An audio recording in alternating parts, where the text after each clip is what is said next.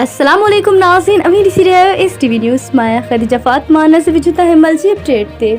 नाज़रीन जाति का निसार अहमद समेत जी रिपोर्ट मौजूद जाति जे झोंझार खूबसूरत इंसान अदीब शायर उस्ताद ऐं शाह जी पार्को मरहूम ज़ैनुल आबिदीन कुरैशी जे बारे जे मौके ते संदस रूहन के एसारे सवाब पहुंचाने जे सिलसिले में जामा मस्जिद दरगाह मगरबैन में जलसे शान औलिया ऐं खैराजी मानी जो एहतमाम कियो वियो। इन रूहानी महफिल में मौलाना गुलाम मोहम्मद लोडो, मौलाना गुलाम मुस्तफ़ा जत नईमी, मौलाना अहमद बगदादी, मौलवी गुलाम हुसैन जत नईमी, मौलवी मोहम्मद अमीन थीम नूरानी, मौलाना बशीर अहमद जतोई नईमी, मौलाना मीर जान जत नईमी, मौलाना मोहम्मद हारून कलमती ऐं ॿियनि उलमाए करामन शिरकत कई। इन मौके ते ज़ैन जे अज़ीज़न मां पगारो मगरिब कुरैशी, खलीफ़ा सिकंदर कुरैशी, खलीफ़ा रसूल बख्श कुरैशी ऐं खलीफ़ा मोहम्मद बचल कुरैशी ॿिया शरीका।